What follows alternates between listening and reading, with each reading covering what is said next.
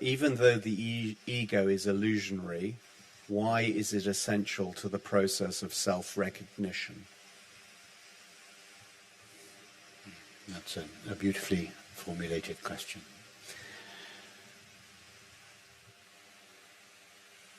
So, I know you know this, but just by way of background, I want to describe the difference between something that is an illusion and something that is not real. So something that is an illusion is real, but it is not what it appears to be. The mirage in the desert is an illusion as water, but it is real as a play of light, relatively speaking. The landscape in a movie is an illusion as a landscape. There's no real landscape there, but it's real as the screen. So all illusions have a reality to them.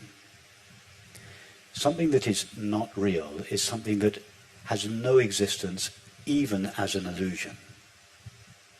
For instance, a square circle.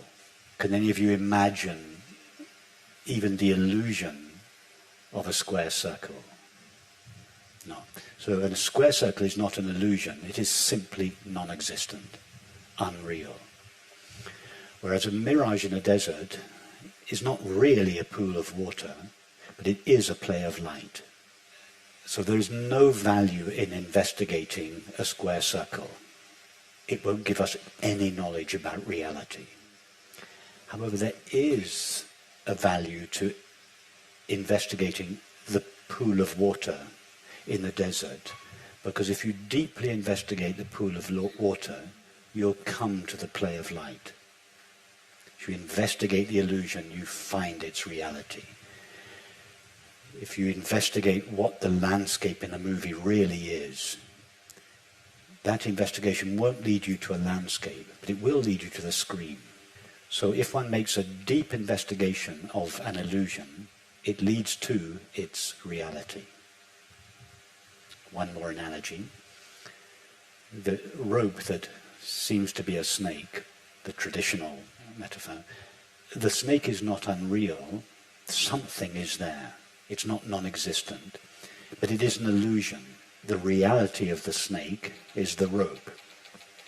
But if all you know is the snake, then you have to investigate what you consider to be a snake. You can't investigate the rope because you don't know it's a rope. You think it's a snake. So if we make a deep investigation of the snake, that is the illusion, it will lead to the recognition of its reality, the rope.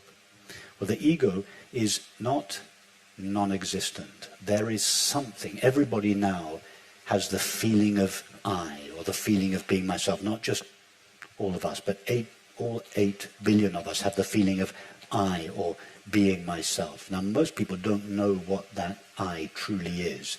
They think that I is a temporary finite self. That temporary finite self is an illusion, but it's not unreal. There is something there. There is something to the separate self. In other words, there is a reality to the illusory self. But most people don't know the reality of the illusory self, but they do know the illusory self. They do know the ego, so they are told, okay, investigate your ego. Investigate the feeling of separation. Investigate the separate self that you seem to be. If you go deeply into that, if you investigate the snake, you cannot help but find the rope. It's the same. The ego, the sense of separation, is what most people feel and believe themselves to be. Then investigate it. If you go deeply into it, you will find its reality, the true and only self of infinite awareness. One more analogy. If King Lear investigates who he considers himself to be, King Lear thinks he is King Lear. Okay, King Lear, that's what you think. Explore it. It's no good talking to King Lear about John Smith. He's got no idea who John Smith is. But he does believe and feel, I am King Lear. Okay, you start where you are. Explore who King Lear really is. King Lear starts to explore who King Lear really is. King Lear is an illusion, but John Smith is his reality. And if King Lear investigates who King Lear really is, he won't find King Lear. He'll come to the recognition, I am John Smith. That's why when Ramana Maharshi was asked self-inquiry, and I'm paraphrasing him now, when he was asked, which self are we inquiring into when we, in self-inquiry, are we inquiring into the illusory self or into the real self? And he responded, it doesn't matter. Just inquire into whatever you think yourself to be, just investigate it. Because if you go far enough into the investigation of yourself, whatever you believe yourself to be, you will eventually end up with its reality, the true and only self of infinite awareness.